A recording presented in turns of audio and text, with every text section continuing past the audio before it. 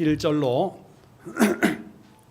4절의 말씀, 신약성경 188면에 있습니다. 자, 계속해서 사도행전 2장 1절로 4절의 말씀 우리 함께 합독하면서 오늘 주실 말씀을 함께 사모하도록 하겠습니다. 다 찾으신 줄로 알고 함께 1절부터 합독합니다. 시작. 오순절 날이 이미 이르매 그들이 다 같이 한 곳에 모였더니 호련히 하늘로부터 급하고 강한 바람 같은 소리가 있어 그들이 앉은 온 집에 가득하며 마치 불의 혀처럼 갈라지는 것들이 그들에게 보여 각 사람 위에 하나씩 임하여 있더니 그들이 다 성령의 충만함을 받고 성령이 말하게 하심을 따라 다른 언어들로 말하기를 시작하니라. 아멘. 자, 오늘 이 말씀을 중심으로 해서 하늘로부터라는 제목으로 은혜를 나누려고 합니다. 이제 드디어 성령의 임함을 우리에게 소개해 주고 있는데 2장 2절에 홀련히 하늘로부터, 자, 성령의 시발점, 출발점, 성령의 기원을 하늘로부터라고 말하고 있습니다. 이 하늘로부터, 지금 다락방에 모여 있는 거죠. 실내에 다락방에 모여 있는데 오늘 이 건물 안에서 예배 드리고 있는데 여기서 하늘로부터라는 의미는 어떤 의미일까? 뚜껑이 열려서 하늘로부터 뭔가 이렇게 내려오는 걸까?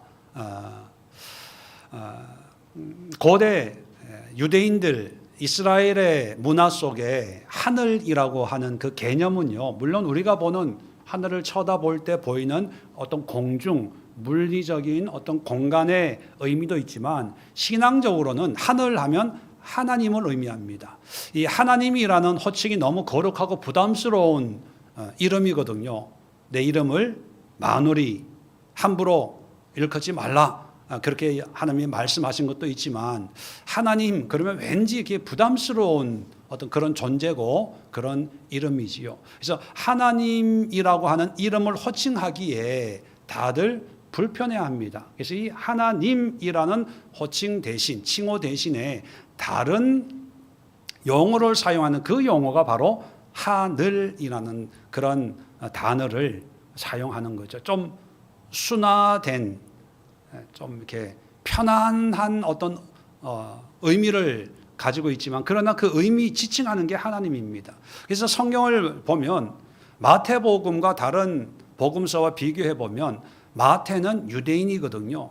자, 유대인으로서 하나님이라는 그런 호칭을 뭘로 표현하냐면 하늘이라는 용어로 표현합니다. 그래서 다른 성경의 복음서에서는 하나님의 나라, 하나님의 나라로 기록되어 있는데 마태복음은요, 하늘나라로 번역을 해요. 하늘나라.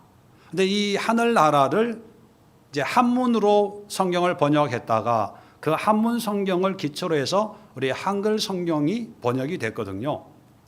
우리 3부 때 복음에 미치다 우리가 공부하고 있는 것처럼 한문 성경이 번역이 될 때 하늘나라를 뭐로 번역하겠습니까?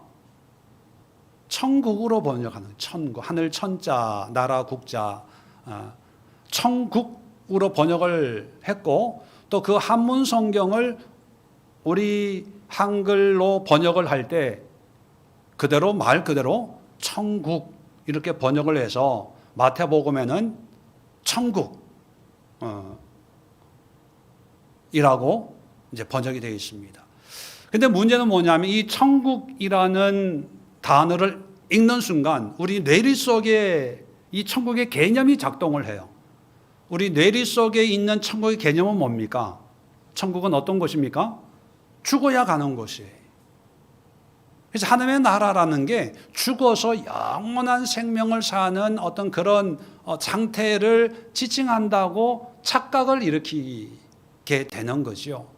그런데 천국이라고 하는 것은 죽어서 가는 나라가 아니라 예수를 믿는 순간부터 하나님이 나의 왕이시고 그 왕이신 하나님께 순종하고 그 나라의 백성으로 헌신된 삶을 살겠습니다라고 하는 우리 믿음의 삶이 천국이고 그것이 하나님의 나라이거든요. 그런 면에서 하나님이라는 호칭 대신에 하늘이라고 표현하는 그런 의도를 이해를 해야 성경을 바르게 해석하고 이해하고 적용할 수가 있는 거죠. 마찬가지로 오늘 성경에도 하늘로부터라는 것은 다른 말로 하면 하나님으로부터, 다시 말하면 성령은 하나님이 주신다는 거예요. 이게 이 120명의 사람들에게 몰랐던 내용이 아닙니다. 하나님이 주신다는 걸 알았기 때문에 예수님은 기도하라는 말도 하지 않았어요. 그냥 기다려라 라고 했는데 이 120명의 성도들은 다락방에 모여서 전심으로 한 마음으로 기도했다, 이렇게 성경은 말하고 있습니다. 기도한 이유가 뭡니까? 성령은 누구로부터 나오기 때문에? 하나님으로부터 나오기 때문에. 자, 그런데 이 120명이 다 잘 알고 있는 이 내용을 굳이 다시 한번 성령이 임함을 하늘로부터라고 의도적으로 표현하고 있는 분명한 이유와 목적이 있습니다. 세 가지로 한번 살펴볼 텐데요. 첫 번째, 하늘로부터라고 하는 것은 하나님으로부터라는 뜻입니다. 다시 말하면 하나님이 주시는 것이다는 의미예요. 너무 당연한 거죠. 그런데 이것이 너무 당연한데 당연하지 않는 그런 신앙의 모습이 우리 안에 또 우리 주변에 그리고 이 시대에 너무나 팽배해 있다는 거예요. 자, 하나님이 주신다. 뭐 당연합니다. 그런데 이 당연한 것을 사람들은 착각을 해요. 어떻게 착각하냐? 먼저 성경적으로 착각의 내용을 보면, 자, 이 120명의 무리들이 명절인 오순절도 포기하고 개인적인 어떤 바쁜 일 있었겠지요. 예수님의 부활을 통해서 예수님이 누군지 알고 이제 승천할 때까지만 예수님을 따라다녀야지, 승천하고 나시면 나는 다시 고향으로 올 거야, 이런 생각을 가지고 따라왔는데, 아니, 발목이 잡힌 거예요. 예루살렘에 떠나지 말고 하나님이 약속한 걸 기다려라. 아니, 40일 동안 부활하신 예수님 다닌 것도 큰 마음 먹고 가게 문 닫고 일을 멈추고 휴가 내서 따라다니는데 언제 임할지도 모르는 이 성령의 임함을 기다리라고 하니까, 야, 그냥 집에 갈까? 그런 사람 있었겠죠. 또 하루 이틀 3일 정도 하다가 이 정도 했으면 됐지 뭐, 성령이 안 오나 보다, 급해, 애가 지금 울고 있어, 뭐 남편이 찾고 있어, 가축들이 며칠 죽을 못 먹어서 지금 뭐 난리야, 뭐 이런 얘기를 듣다 보면 급한 마음에 포기하고 떠날 수도 있는데, 그 모든 것들을 다 끊고 오로지 기도하기를 시작을 했습니다. 드디어 10일째 오순절날 성령이 임했을 때, 자, 이 성령이 임한 이 사람들의 생각은 뭐가 지배적이었을까요? 봐, 우리가 끝까지 인내하니까 성령이 임하잖아. 10일 동안 기도했더니만 성령이 임했잖아. 오순절도 포기하고 급한 일도 포기하고 오로지 기도했더니만 하나님의 성령을 우리에게 주셨다. 자, 우리가 언뜻 들으면요, 당연한 거고 자연스러운 거고 합당한 그런 모습입니다. 그런데 이게 굉장히 위험한 거예요. 왜 위험하냐? 자, 성령이 임한 것은 사도행전 1장 4절에 보면 하나님의 약속에 하나님이 주시겠다. 그 약속의 내용이 뭡니까? 1장 5절에 성령으로 세례를 받으리라. 그죠? 자, 약속은 하나님이 하셨고 그 약속의 내용이 성령이에요. 그러면 성령을 받았어요.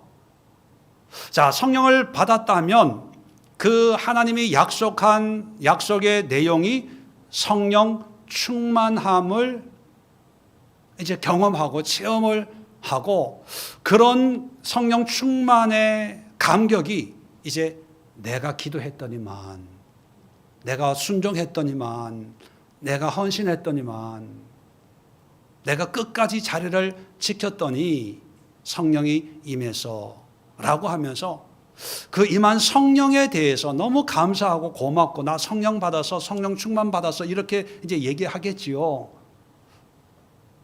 근데 사실 하늘로부터라는 것은요, 그 내용도 물론 중요하지만 그 내용보다도 출발점, 그 선물의 기원이 하나님이라는 사실을 잊어서는 안 된다는 것이에요. 우리는 어떤 기도의 응답 내용에만 관심을 가집니다.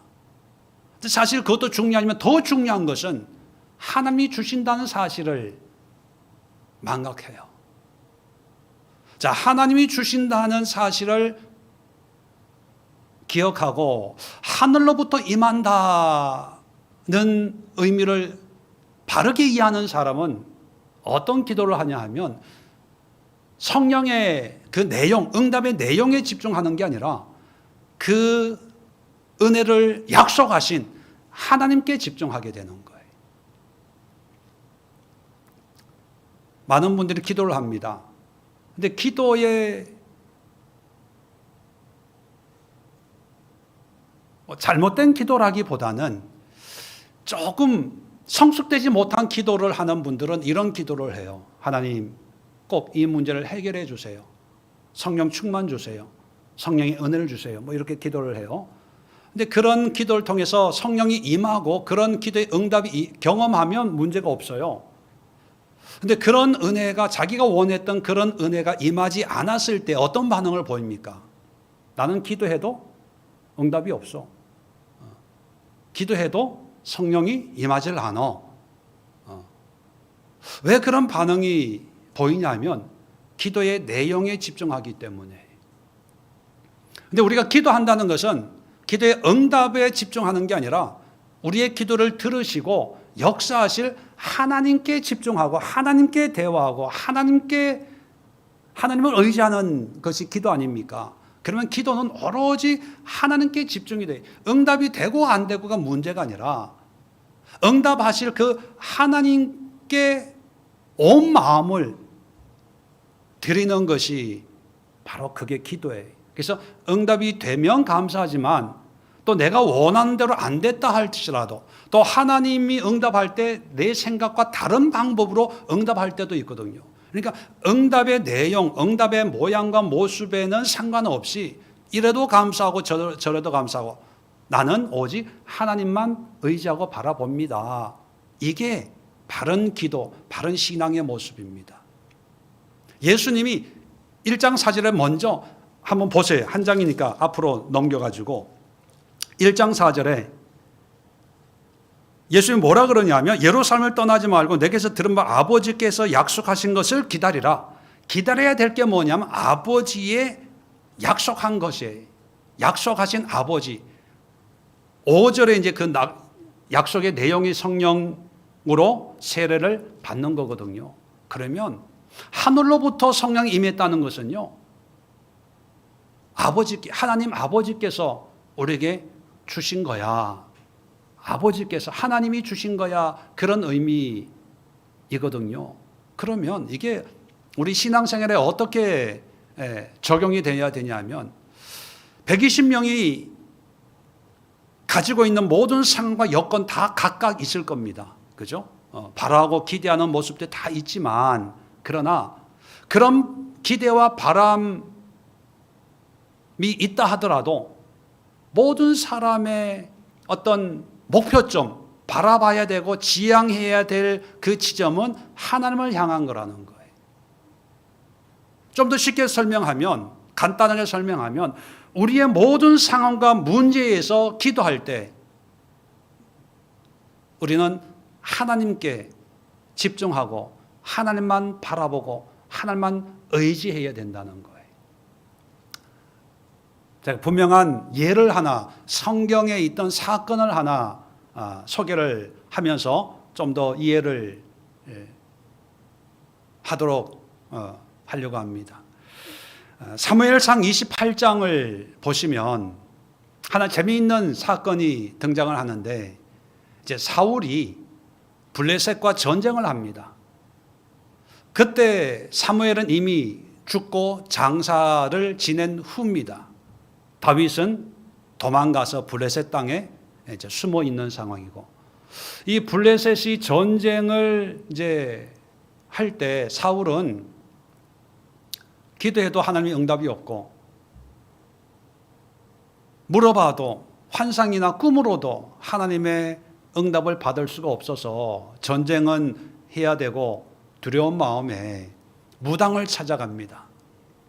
엔돌이라고 하는 지역에 있는 무당을 찾아가서 내가 얘기하는 사람을 네가 그 영을 불러 올려라, 그렇게 얘기를 하지요. 자, 그래서 그 불러 올릴 사람이 누구냐? 바로 죽어 장사 지낸 사무엘입니다. 그리고 이 사무엘의 영을 불러 올리고 사울이 그 사무엘 영 앞에 납작 엎드려서 부탁을 합니다. 이제 전쟁을 해야 되는데 어떻게 해야 됩니까? 나에게 알려주십시오. 자, 이런 사건이 있습니다. 자, 그러면 여러분, 제가 질문하겠습니다. 자, 무당이 불러 올린 죽은 사무엘의 이 영이 진짜 사무엘의 영일까요? 가짜일까요? 진짜입니까? 가짜입니까? 자, 무당들이 죽은 할아버지의 영, 할머니의 영 뭐 불러 올리는 거 혹시 옛날에 시골에 저는 봤어요. 목소리도 바뀌고 뭐 하다가 하고 하면 이제 돈도 갖다 주고 뭐 이런 거 동네에서 푸닥거리라 그러죠.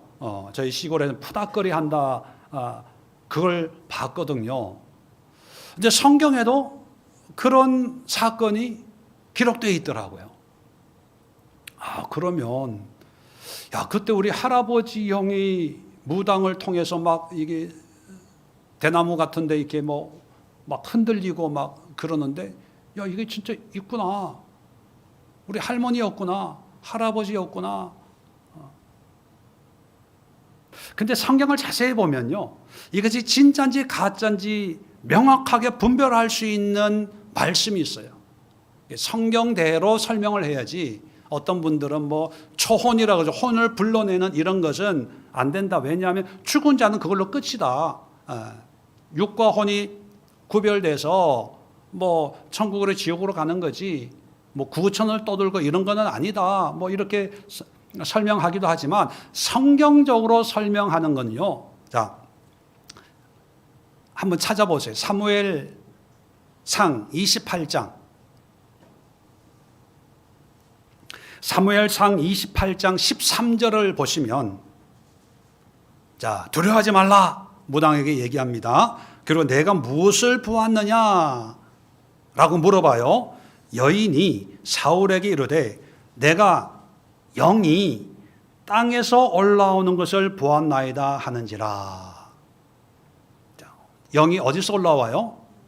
땅에서. 이 영이 누구냐? 이제 14절에 그 모양이 어떠하냐 또 물어보니까 한 노인이 올라오는데 그가 겉옷을 입었나이다 하더라. 사울이 그가 사무엘인 줄 알고 그의 얼굴을 땅에 대고 절하니라. 사무엘의 영이 올라오는 거예요. 근데 이건 가짜입니다. 가짜예요. 그리고 이 사무엘의 영이 사울에게 이 전쟁에 넌 이길 수 없다. 너는 버림받게 될 거다. 이런 얘기를 예언을 해요. 이걸 보면 또 사실 그렇게 되거든요. 이걸 보면 그 귀신이 귀신같이 맞췄네. 맞춘 게 아니고 사무엘이 죽기 전에 이 얘기를 벌써 한 거예요. 귀신은 새로운 걸 얘기하는 게 아니라 이미 있는 것을 마치 자기가 하는 것처럼, 자기가 이렇게 예언을 하는 것처럼 포장을 하는 거예요. 이미 사무엘이 하나님이 당신을 버렸습니다. 당신 말고 다윗을 이 나라의 왕으로 세울 겁니다. 이미 얘기한 거예요. 그 하나님의 성령으로 얘기한 것을 이 귀신이 이제 사무엘의 모습으로 위장하는 거죠. 귀신이 그 하나님의 말씀을 왜곡시키는 거예요. 그것도 모르고 사무엘은 납작 엎드려서 진짜 사울은 진짜 사무엘인 줄 속고 있는 거죠. 근데 왜 이게 가짜냐? 영이 땅에서 올라오는 것을 보았나이다. 우리 오늘날의 문화는 땅, 하늘이 물리적인 어떤 개념의 대상이지만 이 당시 고대 이스라엘의 문화 속에 땅과 하늘은요, 하늘은 거룩하고 깨끗하고 순결하고 하나님이 다스리고 하나님이 계신 곳이라면 땅은 뭐예요? 어둡고 죽음이고 더럽고 악하고 이런 그런 개념이거든요. 그러면 이 더럽고 추악하고 어둡고 악한 어떤 상징이 땅에서 올라온다면 이건 사무엘이 아니에요. 만약에 사무엘의 영이 임한다면 하늘로부터예요. 또 요한계시록 13장을 보시면 요한계시록 12장에 용, 사탄, 옅뱀이라고 하는 이 사탄이 천사들과 싸워서 패해서 땅으로 쫓겨갑니다. 자, 땅으로 쫓겨와서 이제 이 용이, 사탄이 자기가 부려먹을 하수인을 이제 선발하는데 그 하수인 누구냐? 짐승입니다. 짐승. 두 짐승이 용과 결탁해서 이 세상을 혼란하고 어지럽히는 그런 역사를 이제 요한계시록 13장에 기록이 되어 있거든요. 근데 이 짐승이 등장할 때 1절에 이렇게 기록하고 있어요. 바다에서 한 짐승이 나오는데 바다에서 나온다. 자, 11절에는 또 다른 짐승이 땅에서 올라오니. 땅에서. 바다에서 올라온다. 땅에서 올라온다. 이게 무슨 개념입니까? 이 세상에서, 땅에서. 반대로 천사는 어디에서 나타날까요? 공중에서, 하늘에서. 이 땅이라고 하는 개념 뭐냐면 하나님과 상관없이 이 세상 인간적인 방법, 인간적인 수단, 또 세상이 하나님이 없는, 하나님과 상관없는 세상적인 방법이에요. 근데 사람들은 하늘로 임하는 어떤 변화를 기대할까요? 땅이나 바다에서 올라온 어떤 변화를 기대할까요? 왜? 땅입니다. 왜? 우리가 땅에 살고 있으니까. 우리는 땅의 어떤 변화를 더 선호해요. 요즘 주식 얘기를 많이 하죠. 그냥 했는데 대박이 났어. 야, 너 성공했다. 너 잘 살다. 잘했다. 이 땅에서 뭔가 이루어지는 일들이 결국은 나를 행복하게, 나를 긍극적으로 복된 삶, 잘 사는 삶으로 인도할 거라는 모든 기대를 가지고 땅만 바라봐요. 땅에 뭐가 이루어질. 그러다 보니까 하늘을 바라보지 않습니다. 성령이 하늘로부터라는 의미는 뭡니까? 땅이 아니라는 거예요. 하늘이라는 거예요. 하나님께 관심을 가지고 하나님께 집중하라는 거예요. 지금 이 120명의 사람들이 각자 가지고 있는 문제는 여러 가지예요.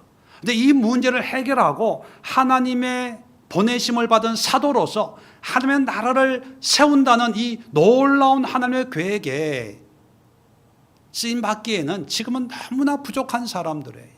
문제가 많은 사람들이죠. 이들이 헤쳐나가야 될 현실은 상상하기 어려울 정도로, 아니 상상 그 이상의 암울하고 힘들고 고달픈 미래가 기다리고 있는 거예요. 이런 문제를 어떻게 해결할까요? 땅에서 올라온 어떤 변화? 세상에서 나타나는 어떤 변화로 이겨나갈 수 있을까요? 아니라는 거예요. 하늘로부터. 그러면 이 말씀이 우리에게 주는 도전은 뭡니까? 우리가 가지고 있는 문제는 여러 가지예요. 천차만별이죠. 그러나 그 문제와는 상관없이 그 문제를 해결할 수 있는 것은 하나님으로부터 임한다. 그렇기 때문에 우리는 하나님께 기대하고 하나님께 우리의 미래를 맡기고 하나님과 씨름하고 하나님만을 붙들고 살아야 된다는 거예요. 요즘 문제 없는 사람들 없어요. 근데 다 그 문제 앞에 목사님 난 이렇게 해봤고요, 이렇게 해봤고요, 이 방법도 써봤고요, 저 방법도 써봤고요. 근데 제가 들어보면 다 땅의 방법이에요. 땅에서 뭔가 변화가 일어나기를 기대하는 방법이에요.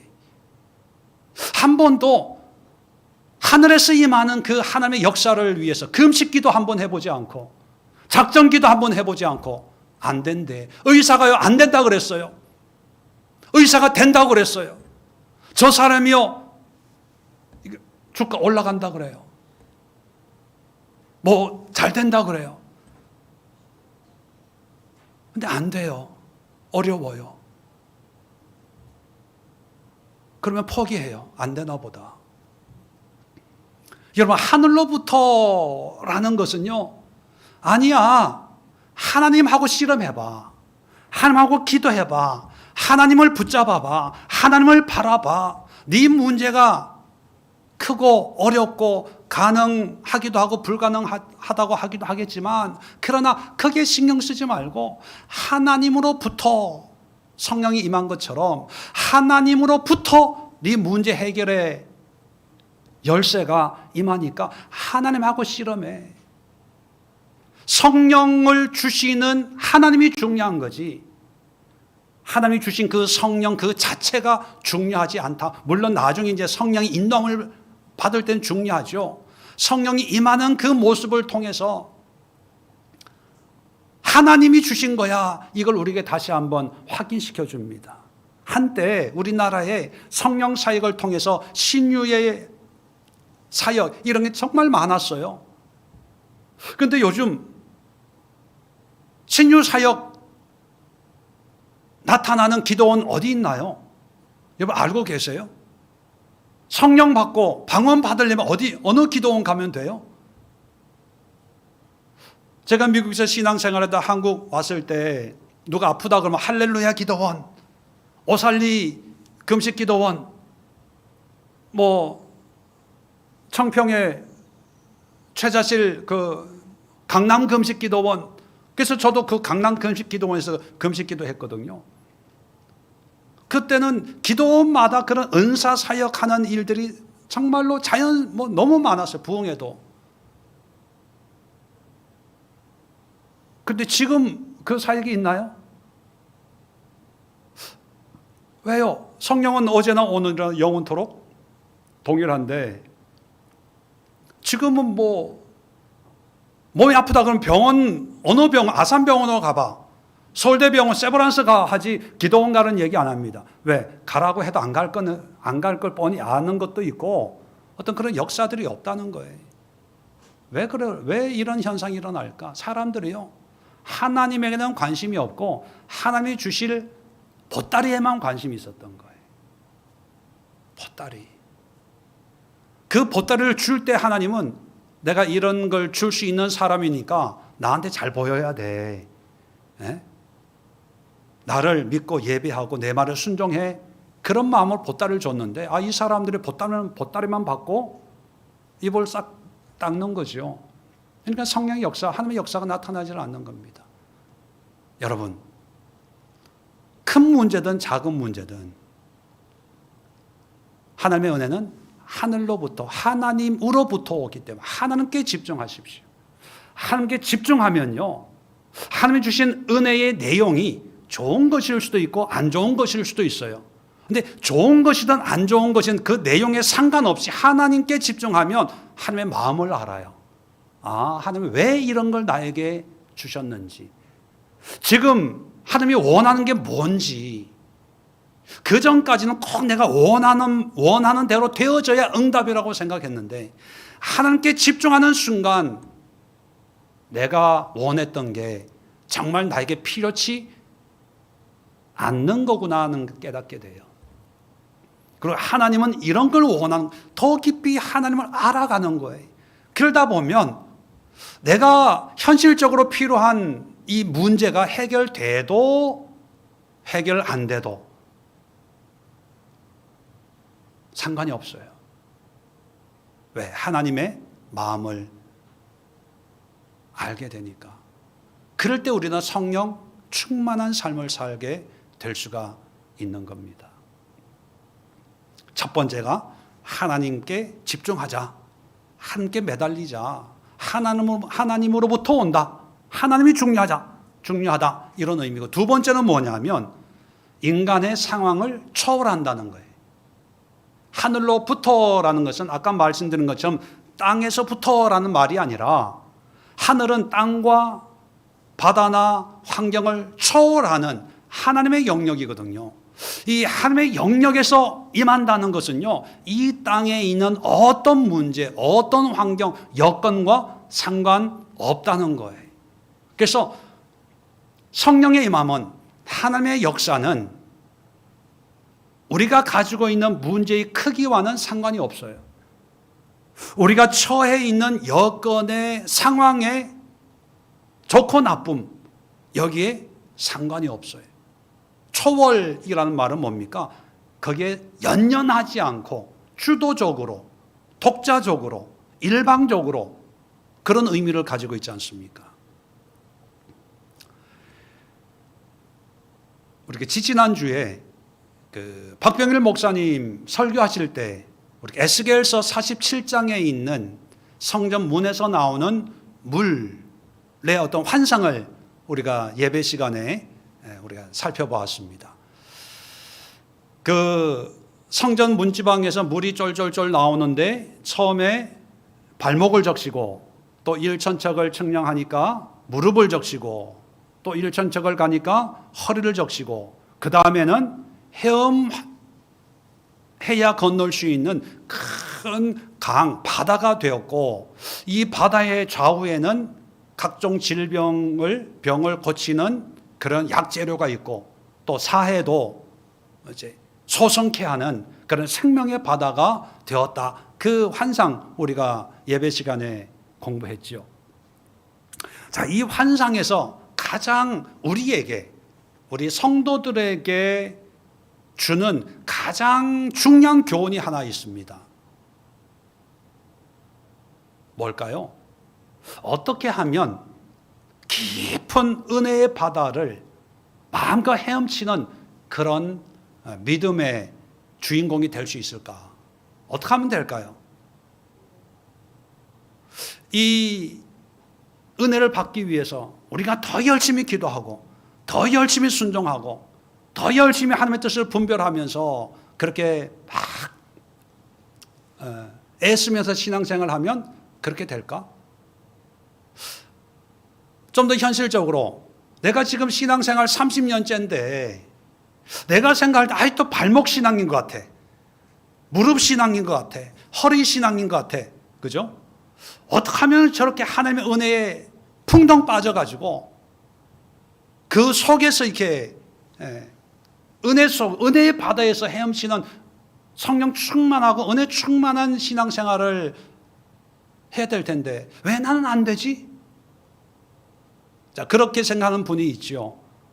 그러면 그런 은혜를 누리려면 뭘 해야 됩니까?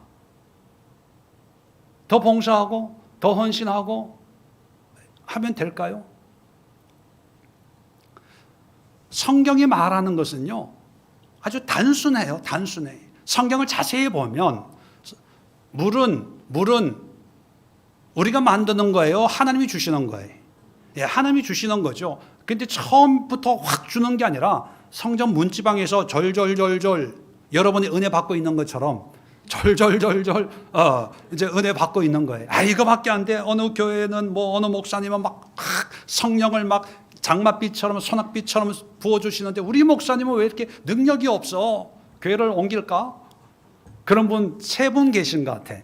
좀 더 기다려 보세요. 요 설교 듣고 옮기세요. 옮기더라도. 자, 졸졸 오는데 처음 들어가 보니까 발목에 온다. 그 다음에 무릎에, 허리에. 근데 여러분, 더 깊은 은혜의 바다를 헤엄치기 위해서 우리가 뭘 해야 되는 건 없어. 하나님이 요구하는 게 아니에요.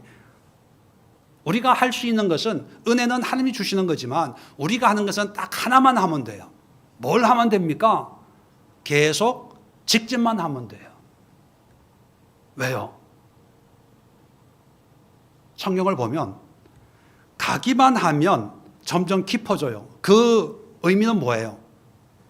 땅이 기울어져 있는 거예요. 땅이 내리막이에요. 물은 높은 데서 낮은 데로 흐르잖아요. 성전에서 물이 흐르는데 낮은 곳으로 흘러요. 그러니까 그림을 그리면 이게 기울어져 있는 거예요. 그러니까 우리는 그 은혜의 바다에 헤엄치기 위해서 물을 더 많이 받으려고 할 필요가 없이 어떻게 하면 돼요? 그냥 직진, 앞으로 한 발자국 한 발자국 천걸음을 가고 또 한 발자국 한 발자국 앞으로 가기만 하면 바닥이 낮아지고 깊어지다 보니까 물이 더 많이 고이니까 물은 자연스럽게 깊어질 수밖에 없는 거예요. 우리는 환경 가지고 이렇게 힘든데, 이렇게 아픈데, 이렇게 괴로운데 우리는 환경 가지고 따져요. 근데 성령이 하늘로부터라는 것은 하나님이 주신다는 거예요. 주신다는 거. 공급해 주시니까 우리가 그것을 더 많이 받으려고, 더 큰 은혜 누리려고 애쓸 필요 없이 믿음으로 순종해서 낮은 곳으로, 깊은 곳으로 가면 돼요. 근데 이 가는 걸 안 하는 거예요. 가지는 않고 기대는 커요. 이게 문제입니다. 기대만 가지고 번개 있고, 왜 부흥회 때 간증 듣잖아요. 집회 가서 간증 듣잖아요. 간증하는 사람은 그 힘들고 어려운 환경 속에 끝까지 순종해서 낮은 곳으로 가서 은혜를 누린 거예요. 그걸 얘기하는 거예요. 그런데 듣는 사람들은 그 낮은 곳으로 힘들게 어렵게 몸부림치면서 가는 것은 본받지 않고 결과만 본받고 기도해요. 하나님, 나도 저분이 받은 은혜처럼 나에게도 은혜를 주세요. 기도만 해요. 하루, 이틀, 3일, 1년, 2년, 10년 기도만 해요. 왜? 그 기도는 그냥 기대예요. 기대로 기대하는 거예요. 기도하는 거예요. 가질 않는 겁니다. 순종하질 않는 거예요. 좀 더 우리 신앙에 적용점을 주면 겸손해지지 않는 거예요. 낮아지질 않는 거예요.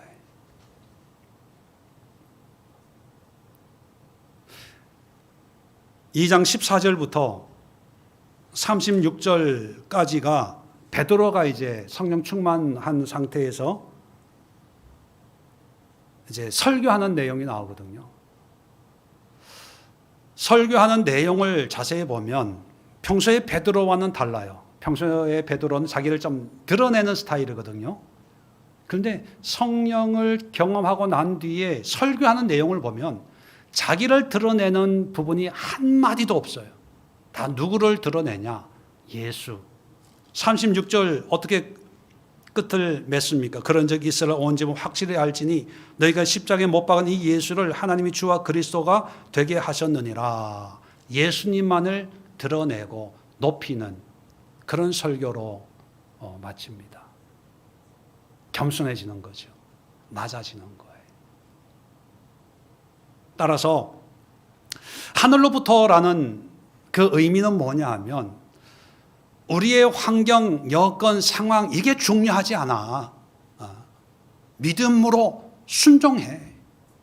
겸손해. 네 고집, 네 생각을 끊고 낮추고 깨뜨리고 하나님 앞에 납작 엎드려서 순종해봐.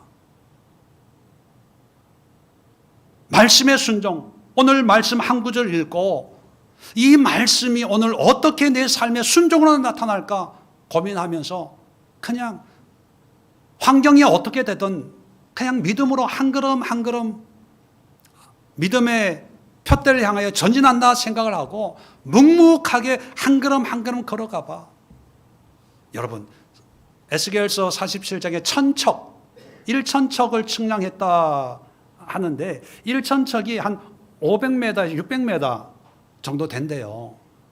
물속에 발목에 잠길 때는 걷기 괜찮지만 여러분, 허리까지 차기까지 물속을 걷는다고 생각해 보세요.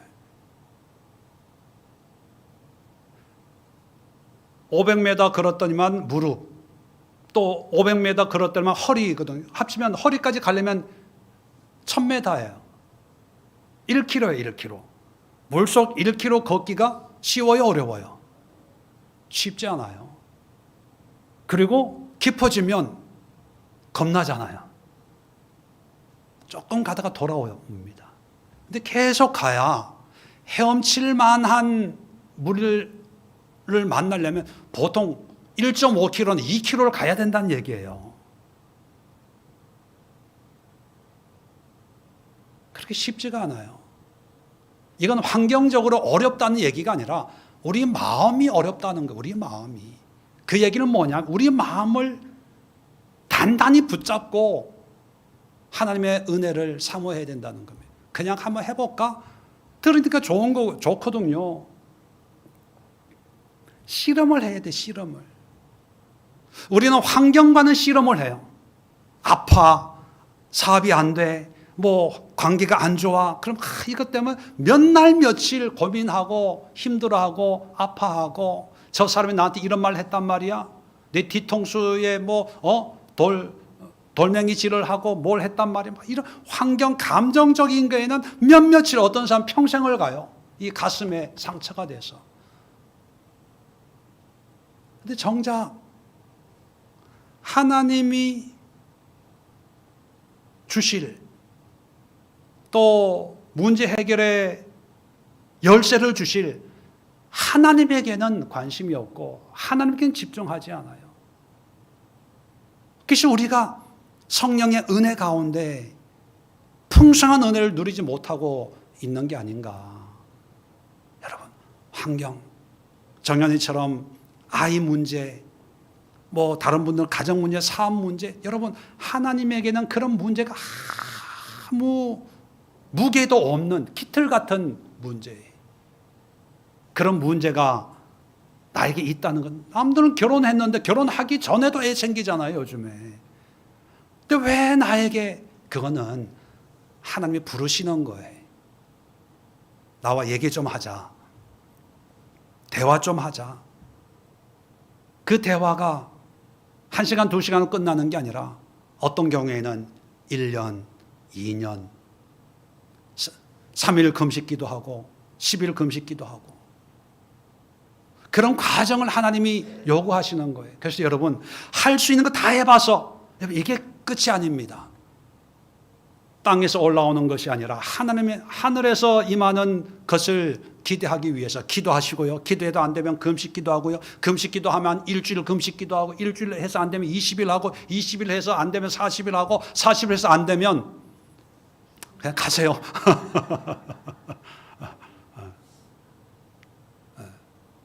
하늘에서 임하지 않으면 내가 하늘 가면 되죠. 뭐 간단한 거 아닙니까? 마지막 세 번째 하늘로부터의 의미는 뭐냐면 바로 인간을 위한 것이 아니다는 거예요. 인간을 위한 것이야. 하늘로부터라는 하는 게 기원을 얘기하는 거거든요. 하나님이 기원입니다. 하나님이 주시는 것. 이게 무슨 의미냐? 여러분, 하나님이 준다는 것은 하나님의 목적과 하나님의 뜻을 이루는 용도로 사용되어진다는 거예요. 우리가 착각하는 게 성령이 임하면 지혜와聰明과 명철을 주셔서 우리가 감당할 수 없는 모든 능력을, 예수님도 말씀하신 것처럼 성령이 임하면 권능을 받고 땅끝까지 이르러 내 증인이 될 것이다. 이 말씀이 마치 우리 인간을 위한, 나를 위한 말씀이라고 착각을 합니다. 1차적으로는 능력이 임하고 권능이 임하니까 나를 위로하고 축복하고 능력의 사람으로 세우는 하나님의 뜻이면 분명합니다. 그런데 근극적인 목적은 뭐냐 하면 인간의 유익을 위한 게 아니라 누구의 유익입니까? 하나님의 유익이에요. 성령은요, 절대적으로 하나님의 영광, 하나님의 뜻을 이루는 하나님의 영이에요. 근데 그 하나님의 영인 성령이 우리에게 와서 우리에게 지혜를 줘요, 명철을 줘요, 총명을 줘요, 능력을 줘요, 치료를 주십니다. 왜요? 우리가 그걸 원하기 때문이 아니라 하나님이 우리에게 그렇게 역사하기를 원하시기 때문입니다. 아까도 말씀드렸지만 우리 한국 초기의 교회 신앙생활에 성령의 어떤 신유나 이런 성령의 역사가 왕성했습니다. 근데 지금은 사라져 버렸어요. 그 이유가 뭐냐 하면 그런 성령의 은혜를 받은 사람들이 하나님의 영광을 위해서 헌신하는 것이 아니라 그런 능력이 나타나는 걸 보고 다 자기가 왕이 돼버렸어요. 자기가 대단한 VIP가 돼버린 거예요. 교만해진 거지요. 그 순간 성령의 역사는 안개처럼 사라져 버린 거예요.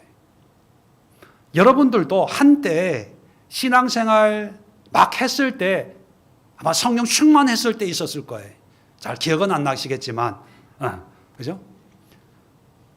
그럴 때 막 정말로 하나님이 보이는 것 같고, 뭐 교회 살아도 뭐 세상 염려 없고 그냥 이대로 죽어도 좋다. 너무 감사하고 늘 찬양하고 그랬잖아요. 자, 그런데 그런 신앙이 계속 이어진 게 아니라 점점 희석되더니만 이제 이 상태가 된 거예요. 왜 그럴까요? 성령의 역사가 그때는 왕성하게 역사하고 지금은 역사를 안 하시나요? 아니에요. 문제는 뭐냐면요, 그때는 하나님께 온전히 순수한 마음으로 하나님께 헌신하고 말씀대로 살려고 애쓰고 기도하고 조그마한 그런 나쁜 생각도 이러면 안 되지. 하나님 용서해 주세요. 뭐 이렇게 회개하며 했는데 이제 점점 그런 은혜 속에서 신앙생활을 하면서 이제 결혼하고 아이 낳고 아이 키우고 사업하고 뭐 하다 보면서 이제 신앙생활의 중심이 하나님이 아니라 내 자신이 되고 그러다가 남편이 되고 아내가 되고 그러다가 자식이 되고 그러다가 사업이 되고 이제 나이가 들어서 이제 내 노후가 되는 거예요. 기도의 제목도 은혜의 목적도 구원의 이유도 철저하게 나예요. 내 문제를 위해서 기도하고 내 자식들 때문에 기도하고 하다 보니까 근극적인 하나님의 목적이 하나님의 영광이거든요. 하나님의 영광은 별로 관심이 없어. 내가 잘 되는 게 하나님의 영광이고 내가 성공하는 게 하나님의 영광이고 내가 11조 많이 하는 게 하나님의 영광이지, 그 영광을 위해서는 내가 이 문제 해결돼야 되는데 안 되는 거예요. 그러면서 현실과 신앙과 싸우면서 근근히 지탱해 나가고 있는 그런 신앙의 모습이 오늘날 일반적인 기독교인들의 신앙 행태의 모습이 아닌가 그런 생각을 합니다.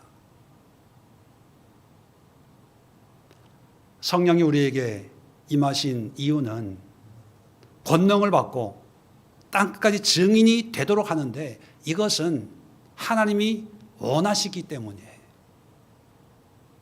그럼 이런 생각을 하는 분들이 있습니다. 아니 그럼 목사님, 성령의 근극적인 목적은 하나님의 영광이라면 굳이 내가 성령 충만 받을 이유가 뭡니까? 하나님의 영광도 좋지만 또 우리도 사는 재미가 있어야 되지 않습니까? 돈도 좀 벌고 여행도 좀 다니고 이제는 세계화인데 이제 유럽 여행도 좀 하고 맛있는 음식도 좀 먹고 그러면서 하나님의 일을 하고 뭐 하는 게 하나님의 영광이지. 오로지 하나님 앞에 사로잡혀서 뭐 기도만 하고 말씀대로 살고 교회만 다니고 봉사하고 이게 너무 깝깝하고 너무 재미없는 게 아니에요. 나 그럴 것 같으면 난 성령 충만 안 받고 믿음으로 구원은 받는 거니까 예수님을 믿으면서 좀 세상적인 재미를 좀 보면서 살고 싶습니다. 이렇게 생각하는 분들도 없지 않아 있을 거예요. 예, 그게 솔직한 마음입니다. 그런데요, 여러분, 그건 우리의 짧은 생각이고 하나님이 우리 한 사람 한 사람에게 하나님의 원하심, 목적들이 있잖아요. 하나님이 목적 삼는 그 삶의 모습은요, 하나님 보시기에 우리에게 가장 가치 있고 의미 있는 모습을 목적 삼는 거예요. 이걸 깨달아야 돼요. 하나님은 우리 한 사람 한 사람에게 어떤 창조의 이유와 목적과 우리를 이 세상에 보내신 목적이 있는데 그 목적이 다 달라요. 다 달라요. 이재용 삼성 회장의 어떤 그런 목적과 저같이 이렇게 보잘것없는 목사로 사는 저의 목적이 다 달라요. 근데 이 목적을 하나님이 계획하시고 준비하시고 이루실 이 나의 어떤 회복, 나의 진정한 구원의 삶을 내가 다 알고 내가 분석해서 이것이 하나님이 나에게 원하는 목적이다라고 알고 살 수 있으면 괜찮은데 그럴 능력이 우리에게 없는 거예요. 없기 때문에 우리는 보는 사람을 보면서 나도 저렇게 살고 싶어. 영화 배우 보면 나도 저렇게 살고 싶어. 운동선수 보면 나도 저렇게 살고 싶어. 사업하는 사람들 보면 나도 저렇게 돈 많이 벌고 싶어. 기도 많이 하는 사람들 보면 나는 저렇게 살긴 싫어. 우리는 능력이 없어요. 그래서 성령이 임하시는 거예요. 그래서 성령이 임하셔서 우리가 알 수 없는 하나님이 가진 그 생각, 그 계획을 우리에게 알려주세요. 그래서 그걸 알면요, 가난해도 나는 행복해요. 왜? 그 삶은 내가 살 사람이 아니거든요. 하나님은 왠지는 모르지만 그건 나중에 천국 가서 물어보세요. 하나님, 왜 나는 부자가 되면 안 됩니까? 하나님, 왜 나는 10,000명, 10만 명 목회하는 목회자가 되면 안 됩니까? 나도 당회장 한번 해보고 싶어요. 왜 나는 안 됩니까? 지금은 몰라요.